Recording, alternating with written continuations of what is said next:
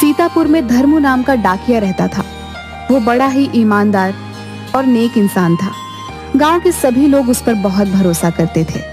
गांव के जितने भी लोग थे सब धर्मू डाकिया से ही पत्र भेजते थे, क्योंकि वो समय पर पत्र पहुंचा देता था। अरे धर्मू भैया, कैसे हो? बढ़िया हूँ बहन, आप बताएं कैसी हैं? सब बढ़िया है भैया। आपने मेरे बेटे का पत्र मुझे समय से पहुंचाया था, बड़ी मदद मिली हमें। मेरी बहू को अभी बच्चा हुआ है, उन्हें मेरी जरूरत थी। अगर जल्दी से पत्र नहीं मिलता तो उन्हें बड़ी दिक्कत होती शहर में अकेले बच्चा संभालने में। धन्यवाद आपका। अरे बहन, ये तो मेरा फर्ज था, कोई बात नहीं। इतना कहकर धर्मू वहां से आगे चला जाता है। मीरा दीदी, आओ बाहर आओ, तुम्हारा पत्र ले आया हूँ। लाओ भैया, आपका बहुत बहुत धन्यवाद। मेरे पति इतनी दूर फौज में काम करते हैं, अगर तुम ना होते तो मैं कैसे उन तक अपना पत्र भेजती और कैसे उनके पत्र मुझे मिल पाते। अरे दीदी, यही तो मेरा काम है। जो अपने परिवार से दूर रहे हों उनको पत्र के जरिए मिलाना। धन्यवाद भैया। उसके गांव में एक सुरेश नाम का आदमी रहता था। सुरेश भी धर्मू को जानता था, पर उसने कभी भी किसी को कोई पत्र नहीं भेजा था। एक दिन सुरेश बहुत ही दुखी था, क्योंकि उसकी माँ बहुत बीमार थी और शहर के सरकारी अस्पताल में एडमिट थी। वो बहुत दुखी होकर पेड़ की छांव में अकेला बैठा हुआ था। तभी वहां से धर्मू गुजरा। क्या हुआ सुरेश भाई? कुछ नहीं धर्मू भैया, माँ बहुत बीमार है और शहर में एडमिट है। मेरी बीवी उनके साथ वहीं है। फसल कटने वाली है, इसलिए मैं नहीं जा सकता, वरना इलाज के लिए पैसा कहाँ से आएगा। मैं अपनी माँ के लिए एक पत्र लिखना चाहता हूँ, पर मैं कैसे लिखूं? मुझे लिखना पढ़ना तो आता नहीं है। अरे तो तुम परेशान क्यों हो? मैं हूं ना, मैं तुम्हारी मदद करता हूँ। रुको, मैं अभी वापस आता हूँ और तुम्हारा पत्र लिखवाता हूँ। इतना बोलकर धर्मू वहां से चला गया, क्योंकि उसे एक दो पत्र बहुत जल्दी में पहुंचाने थे। सुरेश वहीं पर बैठकर धर्मू डाकिया का इंतजार कर रहा था। कुछ ही समय में धर्मू वापस आ जाता है। अरे आप आ गए धर्मू भैया? हाँ, चलो अब मिलकर तुम्हारी माँ के लिए पत्र लिखते हैं। सुरेश ने साथ में अपनी माँ के लिए कुछ पैसे भी भेजे। सारा पत्र तो धर्मू डाकिया ने लिखा था, पर पत्र कहाँ भेजना है वो पता सुरेश ने लिखा था। ये लो भाई, तुम्हारा पत्र तैयार है और मैंने पैसे भी रख दिए हैं। 2-3 दिन के अंदर ये तुम्हारी माँ तक पहुंच जाएगा। मैं पूरी कोशिश करूंगा कि उन्हें ये जल्द से जल्द मिल जाए। आपका बहुत बहुत धन्यवाद भैया। फिर सभी अपना अपना काम करने लगे। पत्र को भेजते हुए अब 1 हफ्ता हो गया था। एक दिन अचानक से सुरेश धर्मू के दफ्तर में आता है। वो बहुत गुस्से में लग रहा था। अरे क्या हुआ सुरेश, इतने गुस्से में क्यों हो? धर्मू भैया, मुझे पता चला है कि मेरी माँ का पत्र अभी तक नहीं पहुंच पाया। मुझे आपसे ऐसी उम्मीद नहीं थी। आपने मुझे बेवकूफ बनाया। मैंने आप पर भरोसा करके पैसे दिए थे। आपने मुझे अनपढ़ गरीब के साथ ठीक नहीं किया।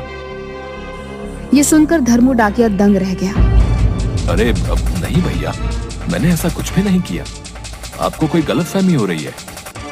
सुरेश धर्मू की आगे की बात सुने बिना ही अपनी आंसुओं को पोंछते हुए वहां से चला गया। अगले दिन गांव के सरपंच सुबह सुबह ही धर्मू डाकिया के घर पहुंच जाते हैं।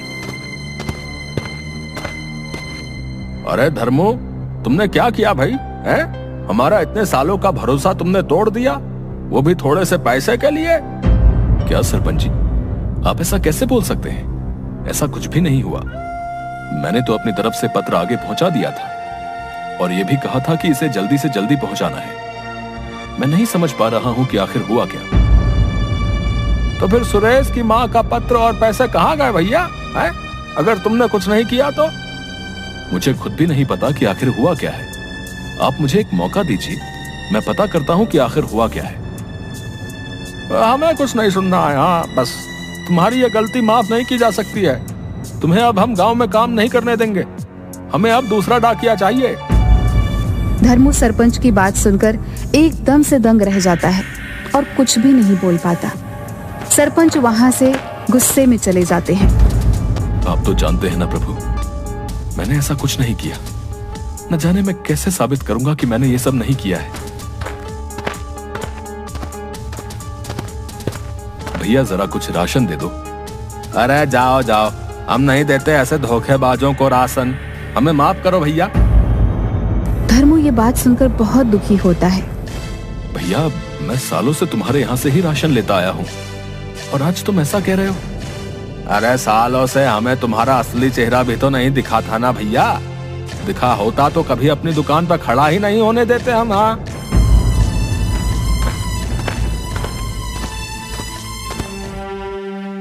दुकान वाले ने तो कुछ भी राशन नहीं दिया। 2 दिन से काम पे भी नहीं गया हूँ। ऐसा चलता रहा तो भूखा ही मर जाऊंगा मैं। धर्मू बहुत घबरा जाता है। उसे कुछ भी नहीं समझ आता कि वो क्या करे। वो काफी देर तक सोचता रहता है कि ऐसा ना हो कि उसे गांव वाले जाने की धमकी दे दे। अपनी भूख शांत करने के लिए धर्मू पानी पीकर बिस्तर पर लेट जाता है। हे भगवान, ये क्या हो रहा है? अब मैं क्या करूं? दूसरी तरफ सुरेश अपने सारे काम छोड़कर बस अपनी माँ के पत्र के बारे में सोच रहा था। न जाने माँ कैसी होगी, मेरी बीवी सब कैसे संभाल रही होगी। हमारे पास सब पैसे भी खत्म हो गए हैं। अब मैं क्या करूं अब? अरे तुम परेशान क्यों हो रहे हो? हम तुम्हारी मदद कर रहे हैं ना।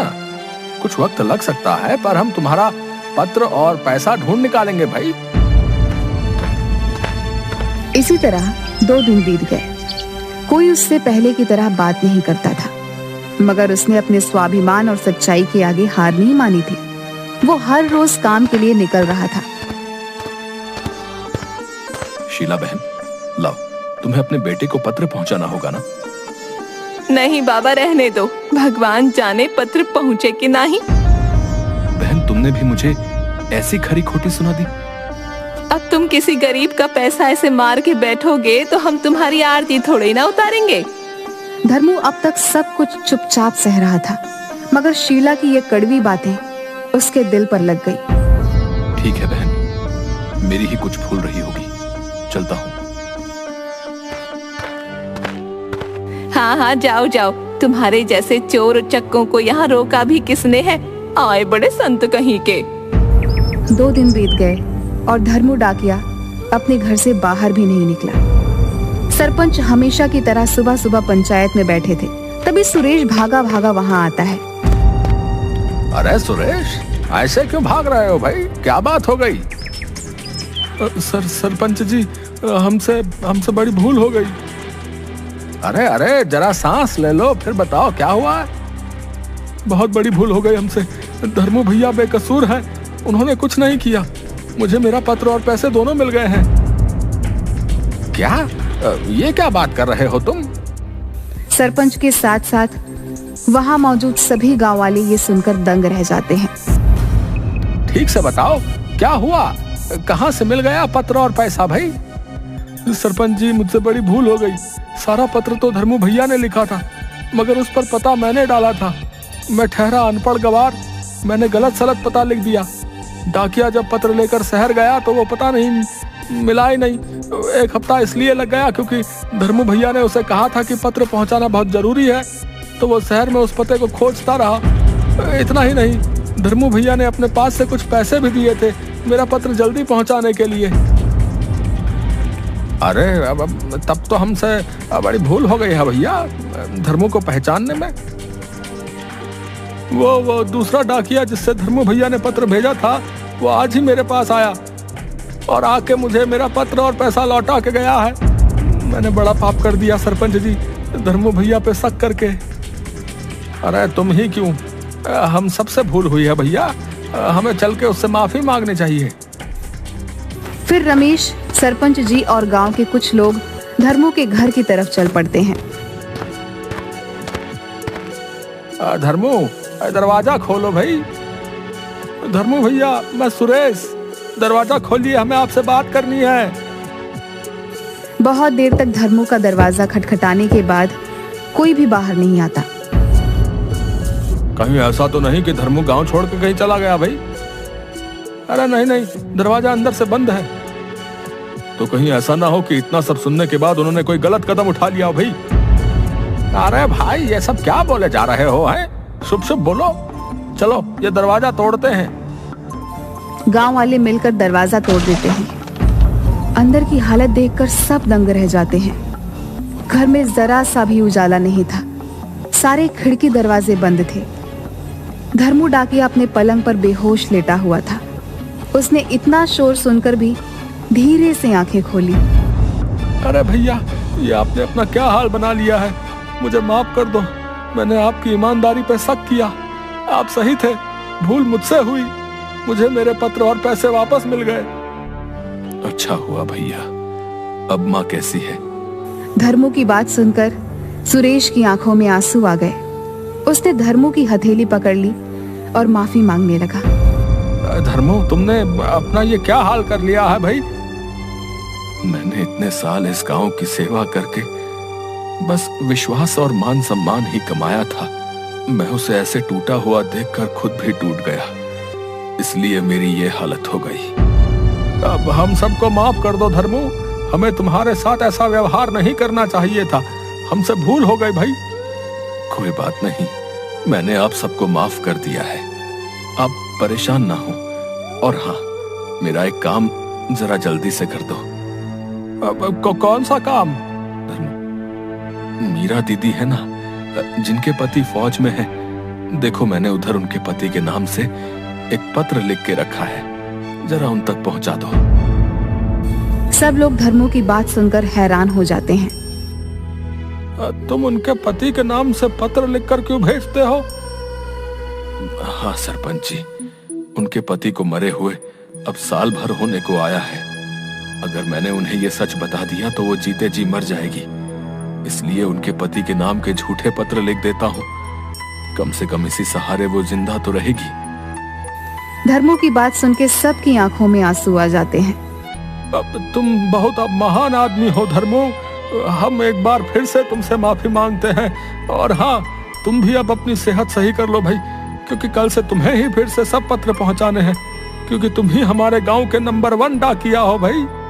सरपंच की बात सुन धर्मू के चेहरे पर एक मुस्कान आ जाती है। जी जरूर। इसके बाद धर्मू पहले की तरह हर रोज खुशी खुशी गांव वालों की सेवा में लग जाता है।